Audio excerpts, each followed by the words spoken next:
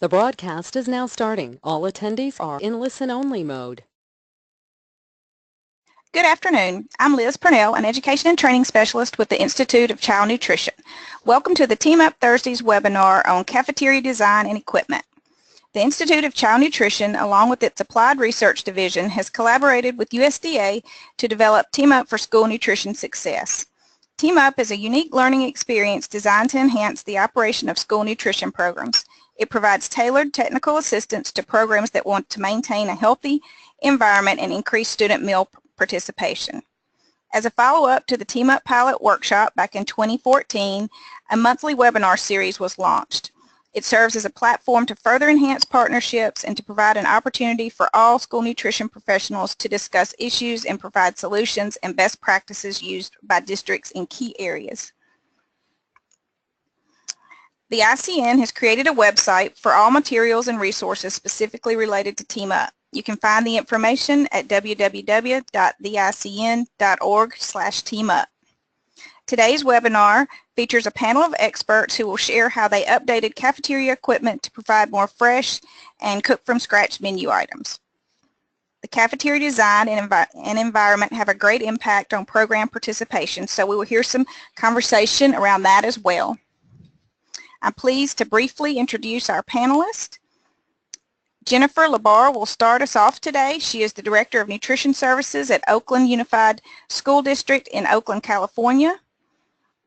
Next, we'll hear from Sue Shuka, who is the Director of Food Services for Papillion La Vista Community Schools in Papillion, Nebraska. She will present her non-traditional serving lines for the district's middle school, which uses a scatter system commonly seen in university dining halls. Sue will also showcase her school's servery design and equipment selections. After Sue, Melissa Young, Vice President of Health and Wellness for the Midwest Dairy Council, will provide information on equipment grant opportunities available from the Midwest Dairy Council for school nutrition professionals. During today's webinar, all attendees are muted. There will be time for questions following each speaker's presentation, so if you have a question, please type it in the question box on your screen. And now, Jennifer, I'll turn it over to you. Thank you, Liz. Good afternoon, everyone. I'm excited to be here today to show what is going on in Oakland. We'll talk a little bit about how we went through with prioritizing facilities for the Nutrition Services program in Oakland. Since 2010, Oakland Unified has prioritized construction and remodeling of programs that support our strategic plan, Rethinking School Lunch, as well as the district strategic plan. And this has resulted in the construction of a new central kitchen, education complex, and instructional farm that we call the center, and I'll be showing pictures of that in a little bit, as well as new construction and remodels of existing school kitchens. Right now, just so you know, I have about 9 construction projects going on in Oakland. So we really look at values for shaping our policy. In 2009 and 2010 school year, we started a partnership with the Center for Eco-Literacy. We had been making a lot of improvements to the school meal program, yet it was not enough. We still had complaints from parents and from students that we were not providing good enough food for our students. We were meeting, of course, the national school lunch requirements, oftentimes exceeding them, but what we really determined that we could not do more without an upgrade to our facilities. We currently operate out of 2 central kitchens. One of them is located at an elementary school and the other at a high school. Well, let me talk about the high school really quickly. At the high school, it's a closed campus high school of 1,500 students. And we also provide central kitchen food, a combination of same-day hot food as well as bulk service to another 20 schools. So on top of having to feed 1,500 students lunch every day, our manager there also has to provide food for the rest of the school district. At our other central kitchen, which is located at elementary school, it was originally designed for 9,000 meals and now produces over 21,000 meals a day. So we knew that any changes that we need to make would require a new central kitchen. So we went forward with Center for Eco-Literacy, and they have this really great model of Rethinking School Lunch that looks at every aspect of operating a meal program. You know, so often people think just improve the food and everything will be fine. But we all know it's more than that. So we embarked on looking at our meal program through this lens. And ultimately, we saw that the requirements that we needed were going to necessitate remodeling at several schools along with a new central kitchen. We found that our work aligned with our district's strategic plan of caring for the whole students, specifically around safe, healthy, and supportive schools. This all tied very nicely into a bond measure and modernization projects of a facilities master plan in 2012. Because we had our strategic plan for rethinking school lunch in Oakland, and it aligned with the district strategic plan, we were able to incorporate our recommendations for facilities upgrade into the facilities master plan, which ultimately was the basis for a Measure J bond. The Measure J was a $475 million bond that 84% of Oakland citizens voted for in support of. One of the key things that we noticed is that the school district did not want to emphasize the work that would be done using the bond money to improve the facilities for school food. So our partners at Rethinking School Lunch and Center for Equal Literacy paid for a survey to show what and to find out what the citizens of Oakland believed when it came to school food. And what we found was that 90% of our Oakland residents believed it was the school district's obligation to provide healthy food to our students. And so once the bond folks, the bond campaign measure folks found out about that, they started to advertise the benefits that the bond will be providing to our students when it comes to their school food. And Oakland has always been very supportive of school bonds, but to have an 84% approval for this was really amazing. And so with the $475 million school bond, over $40 million was dedicated to improving the school food environment at multiple schools, as well as building the center. So just some to-dos when you're thinking about how can the school district support your upgrades and make sure that the school meal program is a priority for the school district. So you definitely want to create a facilities plan that supports your strategic plan. Look at what you need when it comes to facilities upgrade to make sure that you're able to accomplish what you want to accomplish when it comes to the meal program. You want to create a narrative that shows how the facility upgrades are key to supporting the district plan. One of the district, as I mentioned earlier, the strategic plan was to create safe and healthy school environments. We all know that healthy food is the basis in order for students to be able to learn. If they don't have a breakfast, if they don't have a healthy lunch, they're not able to learn once they're in the classroom. So we really believe that our meal program is a foundation for academic success, and we saw that as an opportunity with the district strategic plan. You also want to be in the know about the projects that are going on at your school district. Find out what the modernization projects are. Oftentimes, when facilities are looking at doing upgrades, the conversations are solely with the principal. You need to get yourself into that conversation. One day it was very clear to me that I wasn't asserting myself enough when it came to facilities upgrades. It was really interesting because you could draw a line in the floor of the kitchen to show that they did not do anything to upgrade this one high school eating facility. But they took a lot of time and effort to update the cafeteria, but did nothing to update the kitchen as we were converting to closed campus high schools. And so you don't want to be in that position to be going back and asking for work to be done, because money is very finite, especially as we're moving forward with unknowns. So be sure that you have a seat at the table with facilities whenever it comes to these types of things. And also research and apply for grants. We have been extremely successful in applying for the USDA equipment assistance grants, and they have been able to help us do facility upgrades, including walk-ins at schools where we don't have construction plans happening, but we're able to apply those grants, and we're using a little bit of district of our funds to help get the work done because it doesn't quite cover it. But we've been able to add several walk-ins to our schools and do other line upgrades as well so that we can provide a better food system for our students. So these are some pictures of the center. It is designed to be a central kitchen that is 32,000 square feet, being able to produce over 50,000 meals. We will also have 3 classrooms. One is a maker space, the other will be a culinary arts classroom, and the third would be a general ed classroom. The classrooms are designed to provide professional development space for our employees in nutrition services as well as others throughout the district, to be classroom settings for students coming on field trips or linked learning or career pathways, and then also for community education.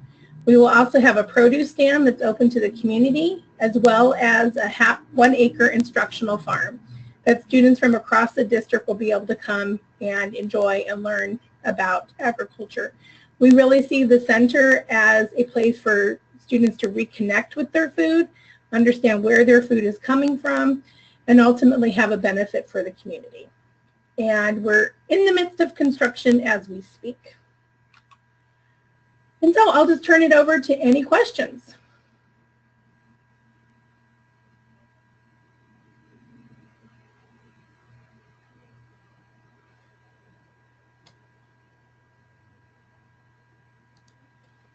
So one question came up is, what is our free reduced percentage? Our free and reduced percentage is 73%.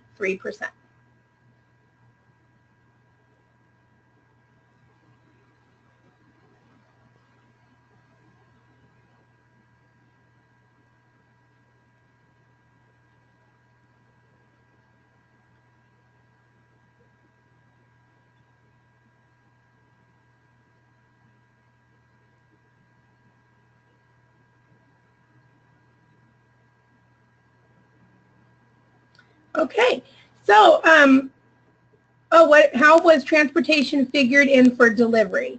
So we already currently have a transportation system in place. We are looking at expanding it once the central kitchen is opened. We will be able to right now we require that all of our mainline distributors distribute to our cooking kitchens. We will be able to implement a wider distribution network out of the center once it's opened. Do we serve preschoolers? Yes, we do. We have 20 child development centers across the district that we provide food to, as well as other classrooms that are located on elementary school campuses. Another question, how did you decide what equipment to place in the kitchen? We worked with a kitchen consultant, Web Design, who had developed other central kitchens in California, specifically Riverside and Long Beach. We did a lot of research and visited different central kitchens to make a decision about how we wanted to operate. And then when we had a request for proposal, Web was the one that was selected to do this. Who did you work with to conceive the plans for a project like this? Architects, working pro bono, etc.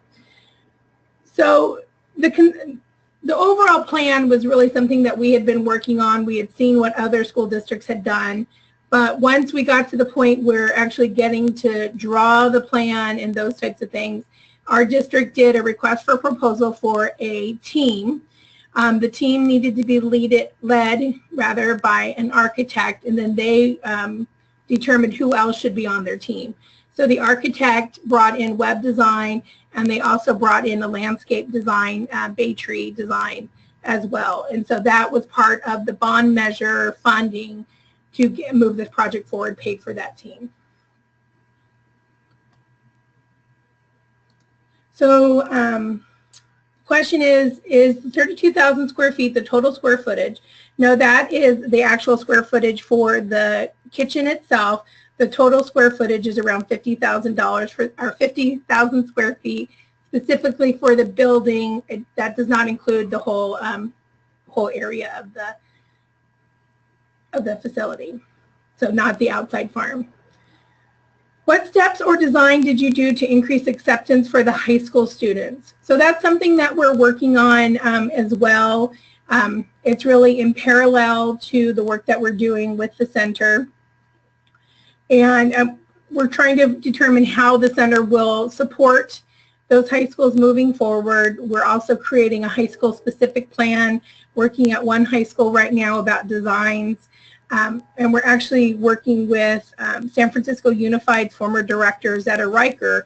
She has done incredible work on front of the house and implementing smarter lunchroom, and so she's bringing that work to us in Oakland.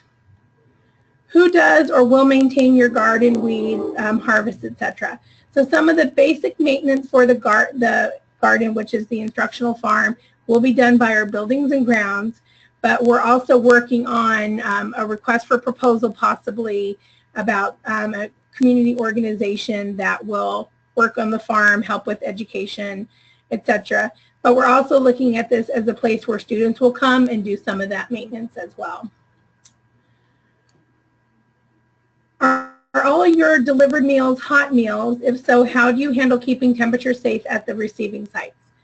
So when we move to, currently, right now, we have some schools that receive hot meals, and we are using a combination of thermal bags and electric warmers to do that. As we move to the center, our intention is that those sites will start receiving bulk meals that will be prepared at the school, because part of the construction projects is that schools that have no kitchen facility whatsoever, we're serving out of the corner of a multi-purpose room, there's no sinks, they are actually getting kitchen upgrades as well to what we're calling a finishing kitchen. It will not be fully outfitted with, say, a gas range and convection ovens.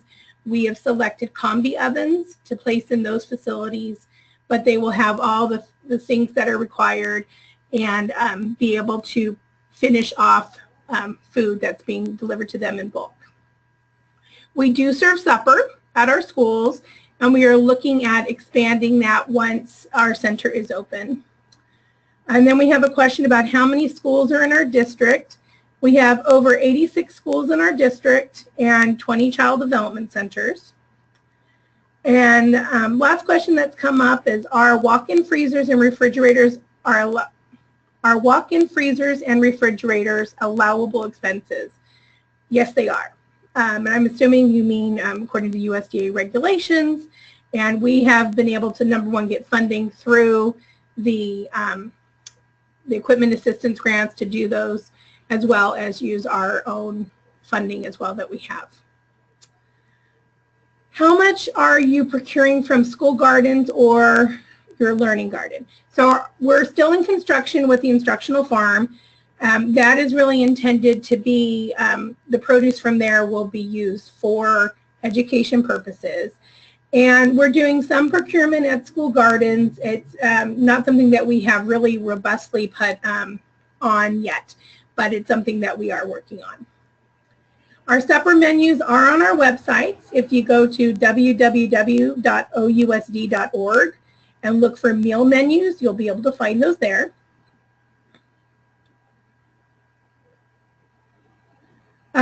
So I can't answer this last question because I don't really understand it. I'm sorry. I'll take a stab at it. So your allowable expense include the kitchens that are serve only. Yes, we're able to use our funding for kitchens that are serve only.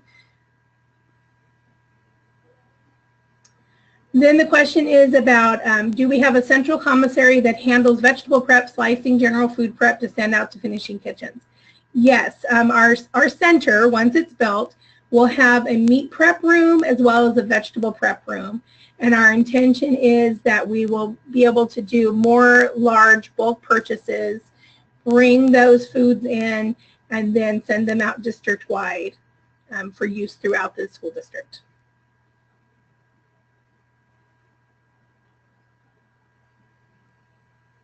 Okay, so I'm going to turn it over to Sue. Thank you.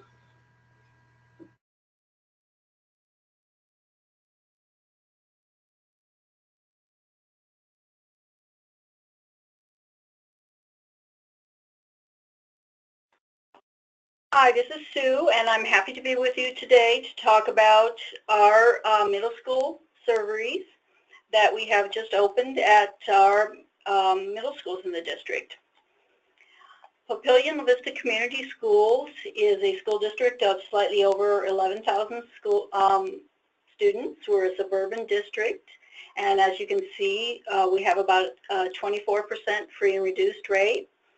The three middle schools that I'm going to discuss are 7th and 8th graders in our middle schools in our district. Where we were before we began this project, and this project, just like Jennifer was speaking about, began with the bond issue project that I was intimately involved with, and involved construction at our middle schools went beyond our kitchen. It involved classroom remodels, in some cases auditoriums, and in one of our middle schools it was a brand new build of an entirely new middle school. Before we started this project, we had very traditional serving lines, as you see in the picture here. Traditional in and out line where the students entered in a door, went through the serving line, and then exited through a door with a dedicated cashier at the end of the line. Because of these limitations, we were able to offer our students very limited entree choices. And our color scheme, as you can see, was really no color scheme. Basically stainless steel, concrete block, and quarry tile. And what we were looking to do when we began designing our new serveries, we looked, of course, to expand the middle school menu. We wanted to change from our servers standing behind the line and handing food to students to a self-service concept. We wanted to improve the flow through the serving area and give our students more time to eat. That was very important to us and to our students. We wanted to transition to permanent wear. And when we started promoting this part of the bond issue, we found that this was a key item that was important to our parents. They were really excited about transitioning to permanent wear. And we wanted to introduce color and visual interest in our new serveries.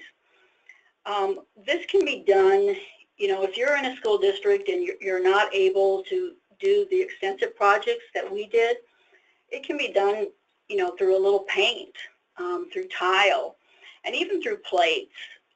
What you're seeing in this picture is two of the colors of plates that we introduced in two of our schools, and just add a little pop of color for us.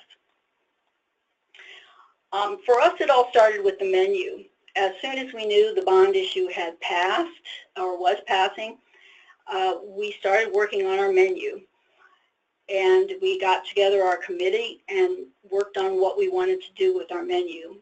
Our first goal, the thing that we knew we wanted to do, we wanted to maintain our tried and true favorites on our menu. And this area became what we called our daily special area. These were items, a lot of our scratch items that we were preparing for our students that they really loved, turkey and gravy, taco salad, things like that.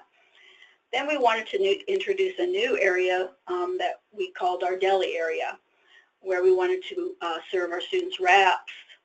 Little Lunchies is the concept name that we came up with for our version of Lunchables, because we saw a lot of students bringing those from home, and we knew that we could match them and make them meet the meal pattern requirements of USDA.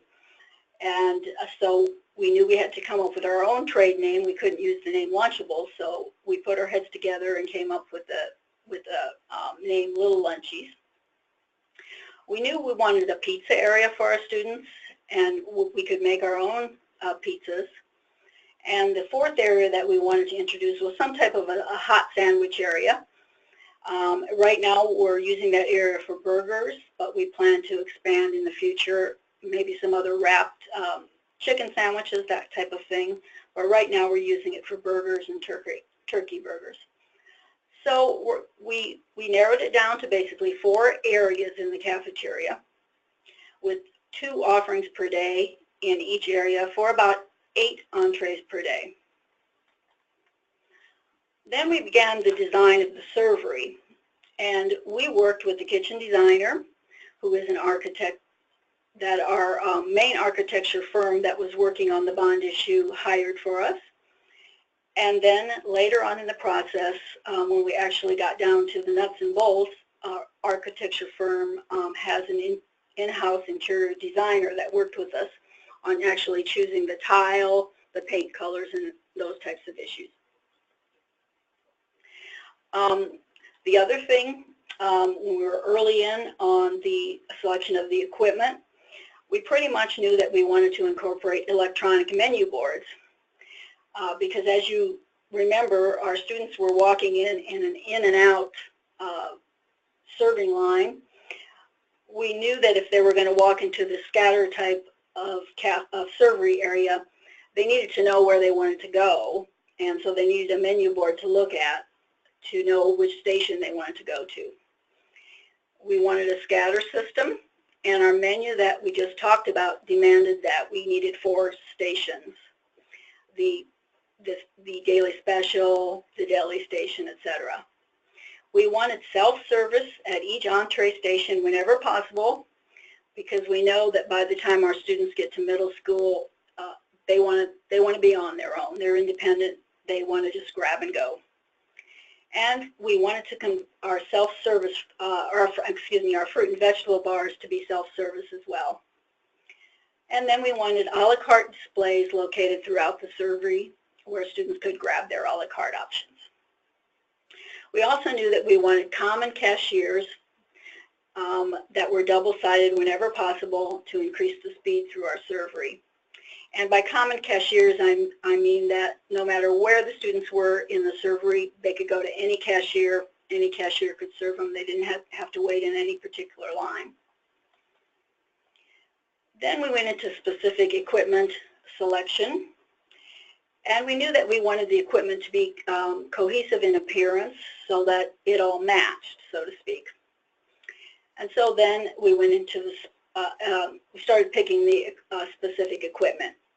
And we're going to talk about each piece of equipment in a minute more via pictures. And these are the pieces that we zeroed in with our equipment designer. This is, before I talk about the servery, this is our newest area that we opened this year. And this is a sort of a landscape view of the actual cafeteria where the students eat. This is our Liberty Middle School.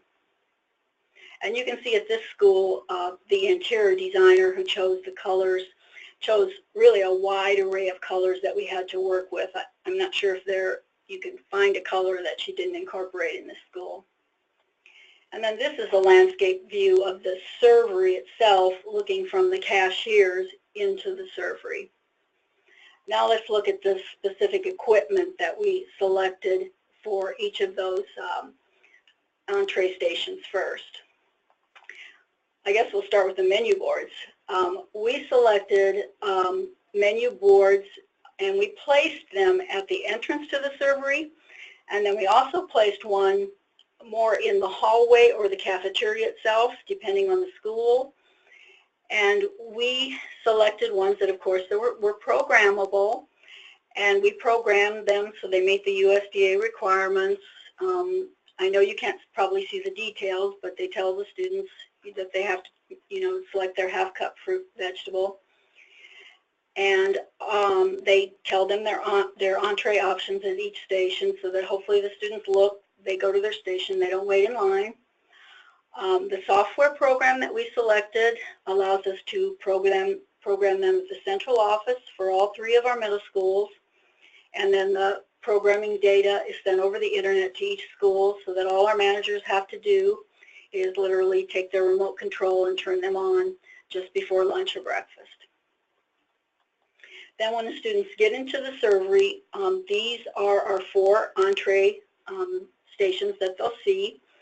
And if they've done their homework and they've read the menu board, or if they've checked our menu app on their smartphones, which many of them do, instead of reading the menu board, they just check their smartphone, they go to the station they want.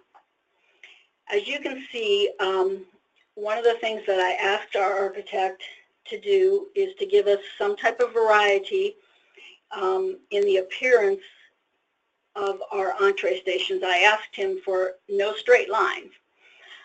And so for this particular school, we chose a sawtooth layout. At some of our other schools, we chose a bay type layout because I wanted some variety. I just wanted to break up the lines. And I really, really like this sawtooth layout that he came up with. And you can see the uniform design of the serving counters. We chose, or he chose, one company to design all the serving counters throughout the servery. And then we worked with different companies for this, the specifics of the hot wells or whatever we needed to. So we're going to zero in on some of the specific equipment within the serving counters. This is our daily special station, which is the first station as they come in. And this is a pretty traditional station. It has traditional hot wells and then overhead heating lamps for display so that as the students are coming through, we do actually have servers behind this particular line. They set the choices up on our plates there, and the students can just grab them and go. Then our second station is that deli station I talked about, and this is an entirely self-serve station for our students. It's a refrigerated unit that just sits on top of the serving counter. It has air curtain flow like you would see in any display at a grocery store. It has doors on the back for easy loading from behind for our staff. And then you can see it has nice interior display lighting so that the food that's in there really has a nice appearance for the students. The piece of equipment that we selected to display or to seal these wraps and little lunchies that we put in here is a manual heat sealing machine, and that's pictured in the lower right-hand corner of the screen. And this is a pretty affordable machine because it is manual.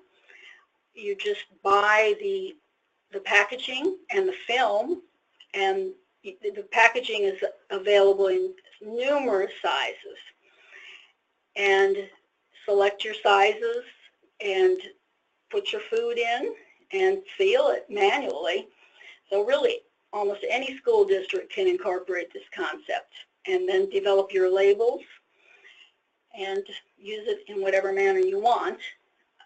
But I think it's a nice station for the students. And then our burger station is also a countertop unit, quite affordable as well.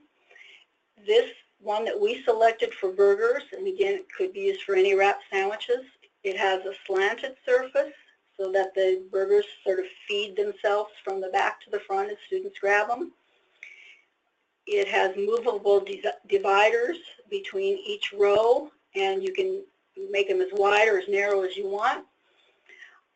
The heat source comes from the bottom as well as from the top through some heat lamps on the top. And again, it has nice interior display lighting. And then our pizza station, where we make our own pizzas, custom pizzas, is again just a countertop unit. This one has a flat surface. It doesn't have that slanted surface. A heat source from the bottom and top again, and nice interior lighting display. And again, this is entirely self-service.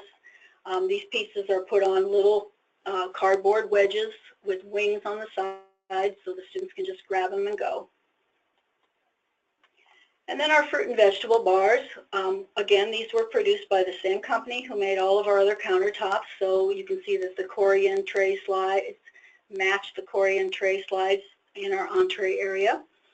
We put in 2 fruit and vegetable bars in each school with 2 sides, so there's a total of 4 sides that the students can go down. We put 1 hot well in so that we can put a hot vegetable in whenever they're on the menu. And then we put in 1 long cold pan where, that can accommodate up to 4 full-size pans or 8 half-long pans, which we end up using the half-long pans most of the time. We make our fruit and vegetable bars very long in our middle schools. They're actually over 13 feet long, which would sound odd to a lot of people. but that is because we put our condiments on the end. And if you look in the lower right-hand corner, you'll see at the very end some of our condiments. We know that all of our students have to or do go through the fruit and vegetable bar to get their half-cup fruit and vegetable requirement. So we're putting not only our dressings here, we put our condiments for our entrees here as well, our ketchup, barbecue sauce, and it works really well. The students take their fruits and vegetables, get their dressings, and it's very quick and it just works great for us. And then our a la carte offerings. We use countertop displays, freestanding displays, and you can see a refrigerated display case at the end for water and juices, anything that's allowed under the Smart Snack guidelines. Except for that refrigerated displays that you see, most of these we didn't purchase. The vendors provide them, if we're purchasing granola bars already and a certain company won the bid, they provide us the displays. We don't ever make it a condition of the bid or tie it to the bid in any way. In terms of how we purchase the equipment, the remodels were included in the bond issue, so some bond issue funds did pay for some of the equipment, but we also contributed a good amount with our food service funds, and that was for the servery, the front of the house, and also for the back of the house equipment. We also paid for all of the small equipment needed because one consideration when you change your system as dramatically as we did, there's a lot of small equipment that needs to be purchased as well. We were fortunate that we had a significant food service cash balance that did cover all of these expenses. There was a lot of publicity and promotion when we changed our middle school concept the way we did.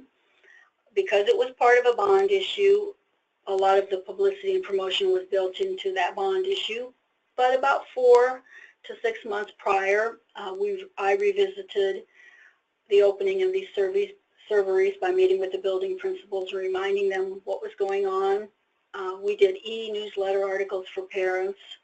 Our parents are very well connected to the internet and to our district apps. And then a day or two before we opened, our teachers in these buildings did a little PowerPoint presentation for students. And what you see in the lower right-hand corner is the last slide of that PowerPoint, just reminding students of the changes that they were going to see the next day and how they needed to adapt to this new system. In terms of our student and parent response, we increased our student participation. Right now it's at about 77% in our middle schools. We always had a terrific middle school participation in our district. We were already in the high 60s even before we switched to this new concept, but we still had a little room to grow, and 77% is great for us. We increased our fruit and vegetable consumption. And I want to point out that we didn't change our fruit and vegetable bar menu much at all, but the presentation improved tremendously when we opened these new fruit and vegetable bars, and we've increased our consumption considerably. And really important for us, the time spent in the servery by the average student is about 5 to 8 minutes for them to get through the servery, including through the cashier. Prior to that, our managers estimate that students were spending as long as 15 minutes in line, sometimes more, if they were stuck at the end of the line. So our students have so much more time to eat, and that's really what's important to us. We've had fantastic feedback from parents on the menu and the facilities. And we have increased our revenue, obviously from increased participation, but also what we're finding is because the students have so much more time to eat, that after they finish their meal, if they're still hungry, they're coming back a second time for a second portion of an entree or maybe a juice drink or something of that nature. So we're seeing a lot more second portions sold. and also you know, a la carte items. I'm willing to take some questions now if there are any.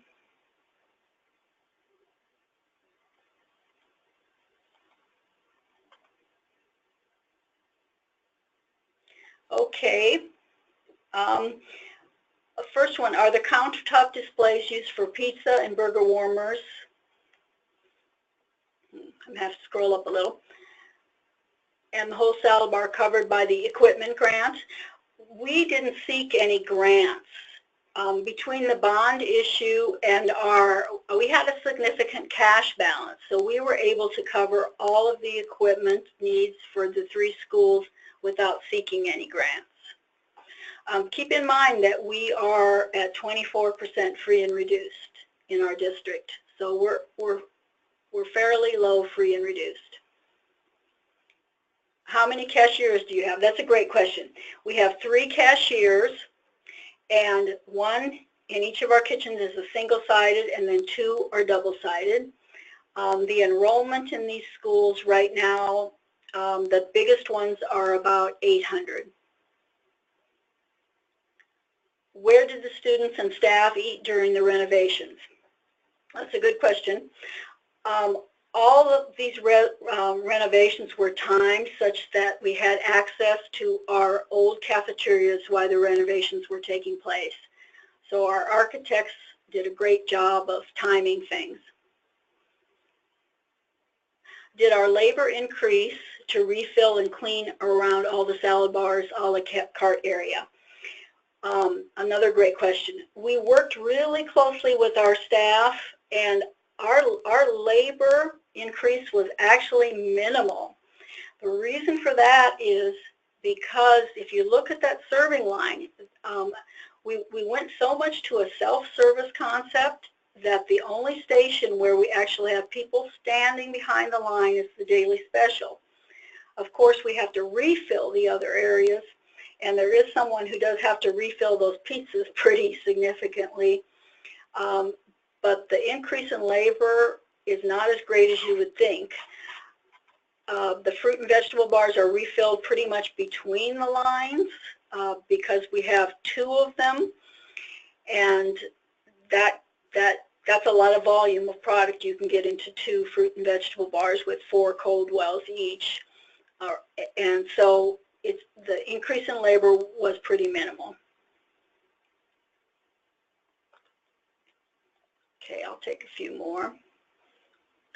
Do you think just adding color would make a difference without changing other things? I definitely do. I definitely do. I think painting, if you have permanent wear, introducing some bright plates, anything to introduce color, even decorations. Our managers do a great job around holiday time as decorations. I do think if what you're going to do is just add color, the important thing is to get someone who's good at color to help do it in a coordinated way. And I have to say, I probably couldn't do it by myself in a coordinated way, but there might be someone on your staff or someone in one of your art departments who could help you do it. Do you experience a problem with theft? I think that's something that varies by district. We do have to be aware of that. At a middle school, it's probably not as great a problem as it would be at a high school. I think any director would tell you that. What we try to do is position things where we can see them, and some things, for instance, we serve the little beef sticks we put right at the cashier stand. We don't have a tremendous problem, but it is something that we do have to monitor. How did it impact reimbursable meals? Well, our reimbursable meals are the meals that I'm talking about when I said that we increased from the high 60s to 77%. That 77% that I'm talking about is reimbursable meals. I'd love to take more questions, but I think at this time I do need to turn the presentation over to Melissa, but I do appreciate your questions so much. The district email website address was on that first or second slide, and I can be contacted if you go to that website. My contact is at that website. So I'm going to turn it over to Melissa at this time. Hi, everyone. Let me get my presentation set up here.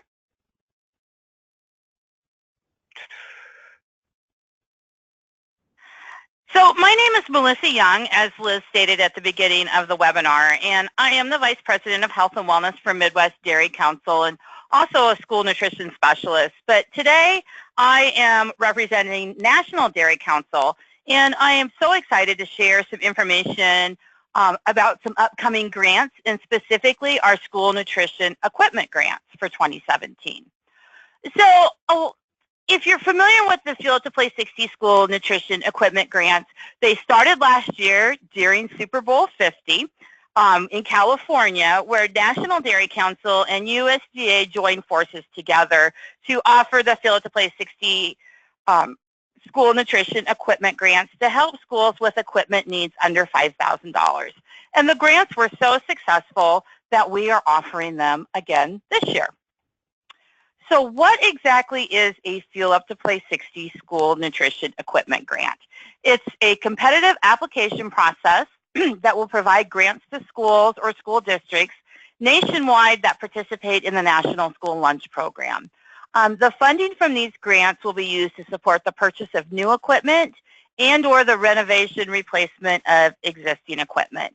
So examples include grab-and-go breakfast carts, transportation equipment for breakfast in the classroom, and other equipment that is under $5,000. So what do you need to know to apply for a grant? A few details. The grant application can be accessed through the fueluptoplay60.com website. You can apply for up to $5,000 per school. The school that you are applying for does need to be enrolled in Fuel Up to Play 60. And if you're not enrolled in Fuel Up to Play 60, that's okay. You will be given the opportunity to enroll your school if you choose to proceed with the application. There are sample applications on the website that you can use as a reference. The application is really pretty easy. Each school must apply individually. So we discontinued the district grants this year, and each school will fill out its own application. And some of the information that you'll need on the application are your pre-level ADP, and then later on in the grant process, after you get your equipment, we'll be asking for ADP to see if you had an increase with the equipment that you ordered. And each school that does receive an equipment grant will be asked to sign a letter of agreement. There are some eligibility guidelines with this grant, though. This year, only school nutrition personnel can apply for this grant. So either there needs to be the director or somebody in the school nutrition department that the school nutrition director designates. The schools need to be located in the continental United States, but this grant is excluded in California, but it does include Alaska.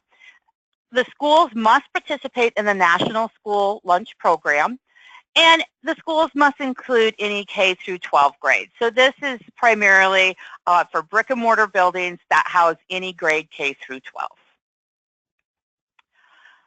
The applications are open now. They opened up March 1st. The application process is going to close on April 28th. And in mid-May, we will be letting schools know that if they were approved for the grant. And after that, it takes about 4 to 6 weeks to receive your checks. And down at the bottom is the link that will take you directly to the application for the school nutrition equipment grants. We do have other funding opportunities available through National Dairy Council, and one of those is the Fuel Up to Play 60 funding. And this is for schools that participate in the Fuel Up to Play 60 program. And you can apply for up to $4,000 a year. This is also available for K-12 schools that are enrolled in Fuel Up to Play 60, which is to jumpstart healthy changes. The next funding application for this will open in April. And the application deadline is June 4th. But to qualify for funding, you have to enroll in Feel It to Play 60. You have to have a registered program advisor and once again participate in the National School Lunch Program. The Feel It to Play 60 program has healthy eating plays that often require the support of the school nutrition department and include initiatives such as the Smart Snack program and breakfast program. So I would encourage you to register your school for Feel It to Play 60. If you have a program advisor at your school, contact that program advisor and see what they're planning for healthy eating, and if there's a way that they can include some things that you need with their initiative through their funding process. And if you don't have a program advisor at your school, I would definitely encourage you to sign up to be a program advisor. But this slide here is a list of all the local dairy councils. Each local dairy council manages their own Feel It to Play 60 school nutrition equipment grants. So I will be able to ask some general questions, but any specific questions you can definitely contact your local dairy council. So I have, let's see what we have for questions. I'm going back up to the beginning. The first question I had is there a priority given to schools with higher free and reduced rates? Not with the school nutrition equipment grants. We do not have any limitation as with free and reduced rates. Would Guam be eligible? Unfortunately, no, it needs to be in the continental United States.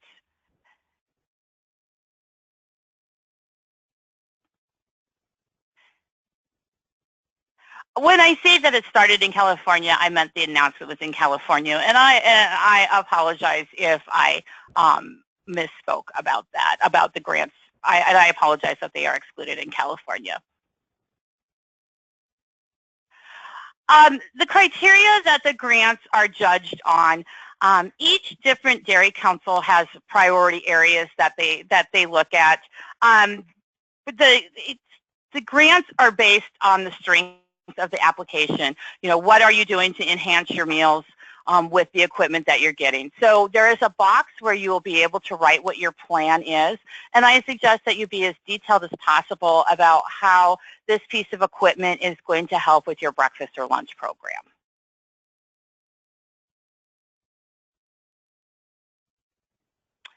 So that is all of the questions that I have. I specifically cannot answer the California exclusion at this time, but I will try to find out the answer and let everybody know. So at this time then, I will turn it back over to Liz.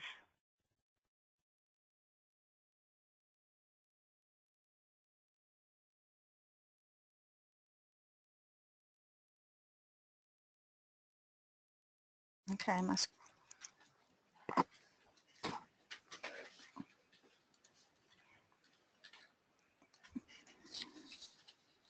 Thank you, Sue.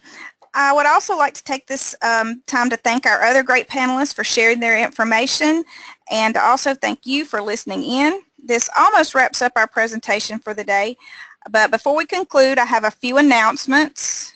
Upcoming state events are planned during April and May in Arkansas and Vermont. Be looking for Team Up for School Nutrition Success, designed specifically for site managers. That's coming this summer. USDA and ICN will present Team Up pre-conference workshops at SNA's ANC in Atlanta in July. The workshops are designed for state agency personnel and school nutrition directors. Remember that all webinars are recorded and can be viewed on the Team Up for School Nutrition Success website at www.theicn.org/teamup, and state snapshots that provide a summary of Team Up events are also available on that site. I would like to take this opportunity to mention that in an effort to meet your online training needs, ICN will be launching a brand new e-learning portal this spring to replace its current online training system.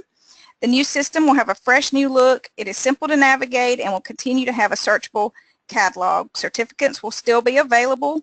You can even upload certificates from other trainings you've attended. It's mobile friendly and will provide an enhanced online learning experience anytime and anywhere. Here's what you need to know about the new system. Current user profiles and certificate transcripts will not be transferred to the new system, so it's important that you access your account and download the certificates you wish to keep as soon as possible. To keep you informed, we have created a web page of information concerning the launch. The link provides responses to frequently asked questions and includes instructions for downloading your certificates. You can access the web page at theicn.org/elearning. We are here to help you. If you have any questions or need assistance accessing your profile and certificates, please email the ICN Help Desk at helpdesk@theicn.org or call the 1-800 number on the screen. This concludes our Team Up Thursdays webinar, and thanks again for your participation, and have a great day.